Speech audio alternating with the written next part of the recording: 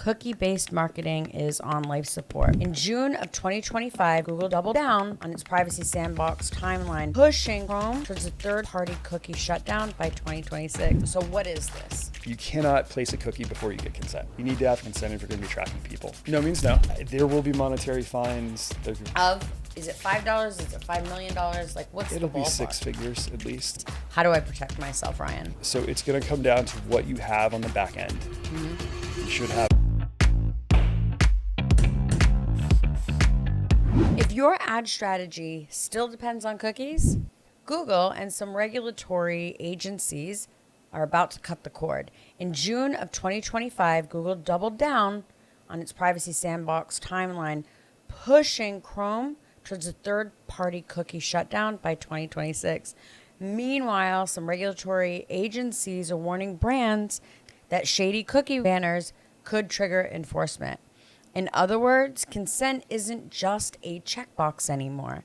And if you're not auditing your tracking stack, your ad spend, your targeting, you could be at legal exposure. Today on Marketing on Trial, my co-host and I are going to be unpacking the new rules for cookieless compliance and how to rebuild trust and tracking in a privacy-first era. I'm Emma Rainville, your co-host, and I'm here with Ryan Poteet. Hey, and let's dive in. Let's do it. I'm excited for this. Me too. So no means no. No means no. We had an interesting conversation before this about what consent actually means. Yep. Uh-huh. We're going to go through all sorts of stuff, but let's start with the basics. So what is this? So if you are going to be tracking people on the internet, consent. Which all of us are tracking people on the internet. You need consent. Okay. So we can't just stalk people anymore. No, I mean, the example that we used when we were talking offline about this was if you go to a mall and somebody put a little sticker on the back of you and you went from store to store to store so that little tracking device could then send you ads, that's kind of intrusive, right? I mean, you wouldn't let somebody just walk up to you and put that on you and then be able to send you a bunch of stuff. You seem to be, the rare exception where you like this. I absolutely 100% know that I am not the audience. But yes, I absolutely love it. My favorite thing about Saks Fifth Avenue and their credit card is that they track me in multiple stores, what I purchase, and they only show me what I buy. Mm-hmm. And I enjoy that. It saves me time. Mm-hmm. I am not everybody. No. I know that. There are people who are very upset with being tracked. Mm-hmm. And, Alexa's listening to them all the time, and yeah. Constantly. So, I mean, the digital marketplace is no different. The digital mall is no different. You need to have consent if you're going to be tracking people. So what does that actually look like? It is a cookie banner. The takeaway from all of this is you need to be consistent, concise about what you're doing and why you're putting this pop-up banner in front of them, and then having a button or two that gets consent to either tracking or not tracking. Let's talk about those buttons and what they need to say. Best case scenario is allow cookies, deny cookies. But a lot of us have variants of that. And what you were saying earlier was if accept all cookies is one click, then everything should run in exactly like that. So to deny should be one click. But a lot of us have customized. So walk me through what you said was okay. Right. So under California law, and the California privacy regulator issued some guidance on this, and we'll link it in the show notes. You need to have symmetry of choice. And what that actually means is you can't make opting out of giving consent to your data more difficult than it is to give it. And so the examples that they use in this guidance is, one click for yes, or one click to give your data, one click to opt out of giving your data. That is what symmetry of choice looks like. Some of the examples in the guidance document say, yes to all, no to all, or accept all, or no to all. What you were talking about is how can you customize? Or can you give an option to customize in lieu of an opt-out?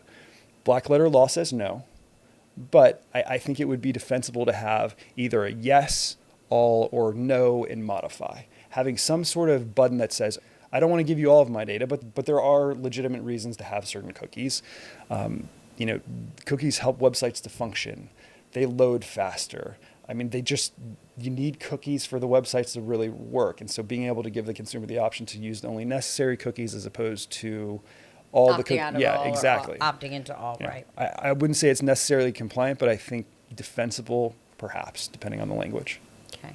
now I want to move on to the design elements, because the FTC and AGs, that's Attorney Generals statewide, are now giving regulations on the design. And so we had talked about, what do you do when the FTC has one set of guidelines and then 50 states have 50 different set of guidelines? How do I protect myself, Ryan? So I think going to California still is the most stringent jurisdiction. We generally say California. Right? You look at what California is doing, and if you abide by that, you're probably going to be okay, because they're the most regulated, the most strict. Totally. I mean, if you can't keep up with everything, if I had to pick two, I would look at what the FTC is saying, and I would look at what California is saying. Okay. FTC is going to be harping on dark patterns. What is a dark pattern? Really, it's say what you do and do what you say. And that is privacy law in a nutshell. Say what you do and do what you say. The California privacy regulator came out and gave some guidance. Use straightforward language. Tell consumers what you're doing.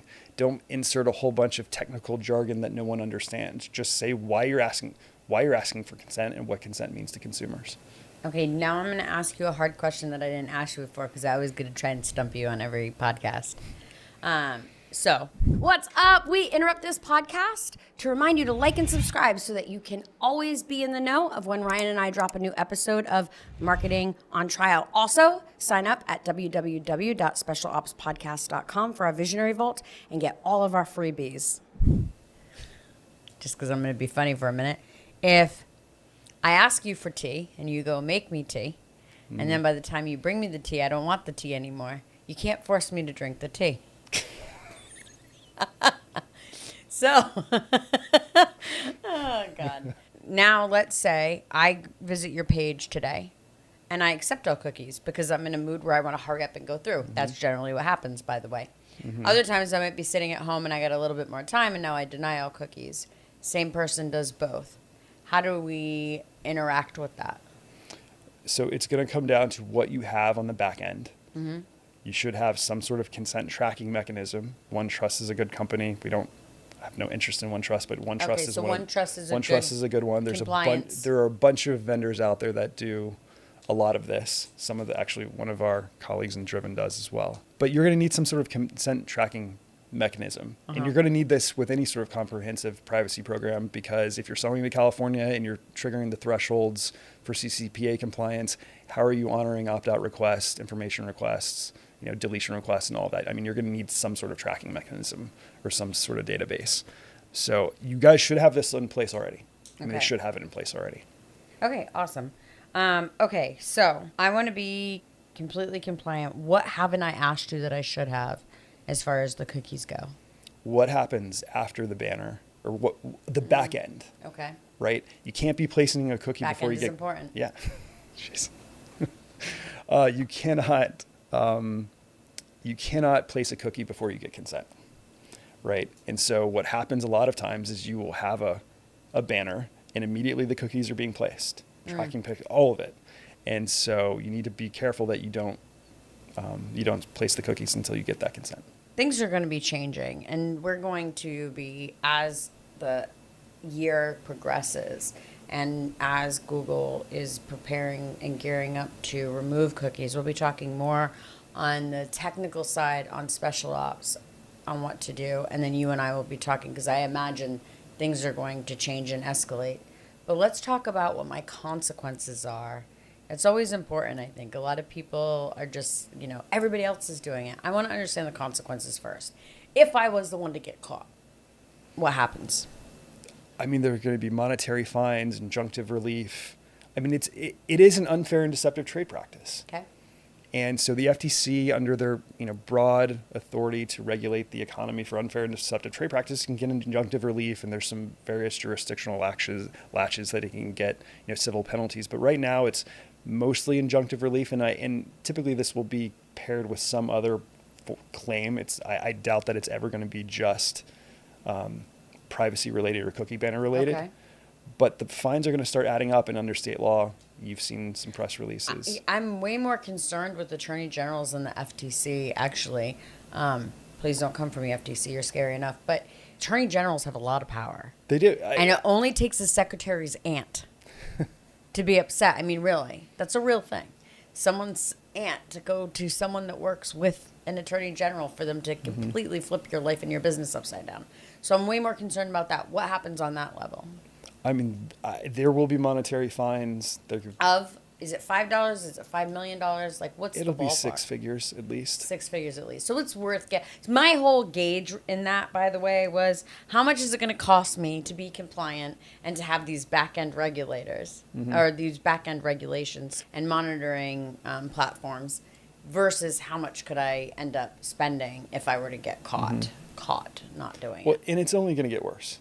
Not worse. I mean, there's only going to be more focus on this as we continue. You know, with AI coming to the forefront, the way that we're using everything on the internet. I mean, it is, and also just this push to be more anonymous online. I mean, you have all the vendors, you know, touting themselves as, you know, use this browser because I don't want to be tracked, or use the private relay on your iPhone. You know, consumers are very interested in privacy, and there's no such thing as privacy, but let's give the illusion of. Well, exactly. By not allowing marketers to track. Well, and I think there's also a lot of class action risk. Okay, that's more what I want to hear about. Why and how? Because it is ultimately an unfair and deceptive trade practice. You're violating people's, you know, right to privacy, and then some of, you know, state statutes have kind of defined this even more, and there are statutory penalties, and that starts racking up very, very quickly. Class action lawsuits, just the attorney's fees alone, cost far more than I think any regulator is going to find you, frankly. It can. Let's do just like a quick checklist of what people should do. And I think number one, first and foremost, audit all cookie banners and make sure that they're design compliant, both FTC and then your guidance, which I love, California, because they tend to be the most regulated. That doesn't mean you're going to be covered. By the way, you should have an attorney look at it. That's a good start for auditing yourself. And then next, prioritize first-party data in funnels and checkout flows. And for me, finally, create internal policies. Like if you don't have an SOP that says, not only do we need to put this on all funnels that we build from today forward, this is a huge one, this happens all the time. It needs to be put on funnels that have been running, that are previous. People screw that up all the time. I've got a funnel that's been running for 3 years that this had nothing to do with when I built it, but I don't ever go back and make sure it's compliant. So anything to add? Make sure you pay attention to the back end. Of course. Don't forget the back end. If your cookie banner tricks users, regulatory bodies are going to call that deception. If your ads depend on Chrome cookies, Google's going to call you obsolete. Cookie-based marketing is on life support between Google's tech changes and the crackdowns from regulatory bodies. Marketers must rethink tracking, consent, and compliance. Ryan and I built you a cookieless compliance toolkit that you can grab over in your Visionary Vault. If you haven't signed up for Visionary Vault, go ahead over to www.specialopspodcast.com and sign up for free today. We never try and sell you anything, and we have all kinds of free goodies in there. And again, go grab your cookieless compliance toolkit. Ryan, this was fun. It always is. Thank you. Thanks, Emma. Emma. I love getting free legal advice. You should have gotten a Ferrari by now, but somehow I tricked you into doing this instead. I wouldn't trade it. Thank you. Thanks, Emma.